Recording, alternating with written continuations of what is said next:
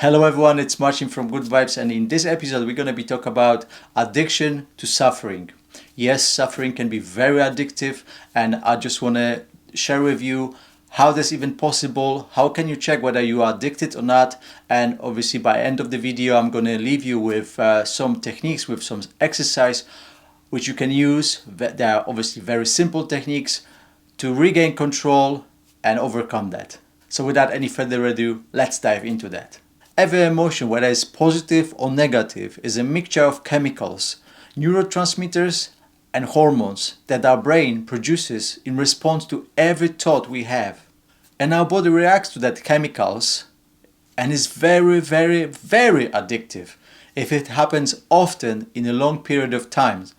So you can notice how your body reacts to that negative emotions when you feel fear, stress, anxiety, depression, low mood and low self-esteem. You can notice when your body is reacting to that, where your heart starts beating faster, your breath is shallow and quick, your muscles are tense. But the thing is, most of the time it happens in a subconscious mind and we're not even aware of it, because we're only aware of it. 5% of that's what happens around us and in us. The rest of it is being done unconsciously, so that we're not even aware that things happen, or we're not aware that we can take control and change it. Same thing happens if you're having positive thoughts that create positive emotions like joy, love, fun, happiness. And you can quickly spot it when you are doing physical exercise. All those endorphins boosted out of your system and you can feel happy, positive and so much joy with no reason. So something has happened in the past, long time ago, and our mind subconsciously, it's attaching all these stories and all these feelings and emotions to that situation, and is recreating that in the present moment. So basically, subconsciously, we are sabotaging ourselves all the time whenever we have a chance. For example, where a woman is unable to leave abusive relationship because she's just in a very bad state, but somehow she got help with the police or social services and she got out.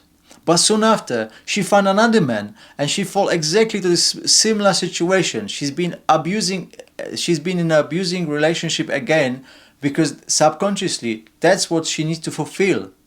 That's the feeling she knows about the relationship. Same thing with the fear. Someone can judge you in the long time in the past, and now the fear is holding you back, so you're not going to try new things, because it's better and safer to stay away without trying new things, because no one's going to judge you, right? This is how the mind is playing up these stories and sabotaging us on many, many, many levels. The mind is a very powerful tool. Someone smart said once, the mind is a great servant but very bad master. So if you use it right, it can do wonders. I'll give you another example. Same thing when you need to go to dentist because you have really bad tooth and the pain is very bad. So you want to go to dentist, but when the appointment came and you're really scared of that, all of a sudden the pain is gone and you said, oh, I actually don't need to go to the dentist. But what's happened later? Obviously the pain is come back and it's so painful, you need to go to the dentist anyway, but you will postpone that until you really, really, really need to go. So this is how the mind works. Same thing with you looking for help and you might be addicted to the suffering or pain. The mind gonna give you so many stories, so many reasons why to avoid the sessions, why to avoid the help, why to avoid the conversations. Better to stay at home and just be with the suffering because it's painful, but it's actually safe. This is how the mind works. How can you check whether you are addicted to suffering or not? You believe people don't have control over how they feel.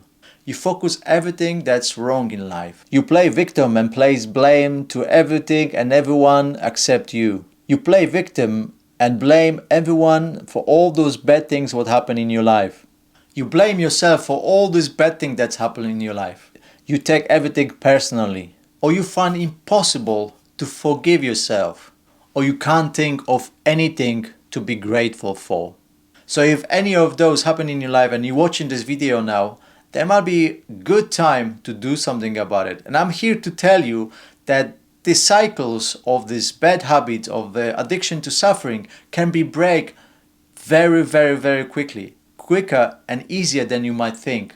Even though that you become very good at that because you've been playing this story for a very long time, story that attached to the situation in the past. But it might be the time to do something about it and take control over your life. So how can you overcome this addiction to suffering? There is a simple exercise, simple technique you can do all by yourself. Simply by starting in the morning, set up the intention like, today I'm going to watch my mind. I'm going to observe what I'm thinking of throughout the day. Where you going to work, when you're talking to a stranger, do you judge people or do you judge yourself? Just observe your mind. Just be the observer of your thoughts, if that makes sense. So in this way, you become self-aware. You become aware of these thoughts. They are consciously running through your mind without even knowing that, because most of that is in the subconscious. But if you're going to start paying attention into that, you will start see what's the story you've been telling yourself over and over. So throughout the day, just observe, and in the evening, just do a little recap. What have you been thinking throughout the day? What the thoughts been running through your mind, through your thoughts, through your head, all the time? So you will see the patterns. And obviously start very slowly. Don't judge yourself. Check whatever is not serving you. You will know straight away. And slowly you will take control over your life, over the way you think.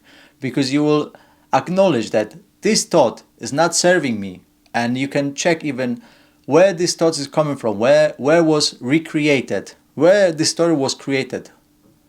And in this way, you will slowly take story by story, thought by thought, day by day, week by week.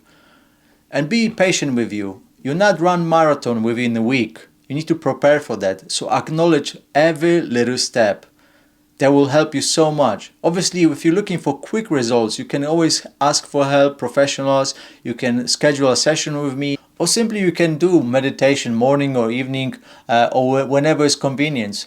The whole thing we need to do is start observing the mind, because the more we're going to observe the mind, the more conscious we become of these thoughts that have been running around unconsciously for many months, years, who knows how long. So now is the time to become conscious of it and create the life we always wanted in a conscious way. Create more happiness, more joy, more good health and inner well-being. It's about time to do that. That's it in this video. Thank you guys for watching. I hope you enjoyed this episode. If you did, please leave a like or comment. That will help push this video to as many people as possible, to all those people who need to hear this message. I'm sending you a lot of good vibes and so much love. Stay strong, guys. Bye bye.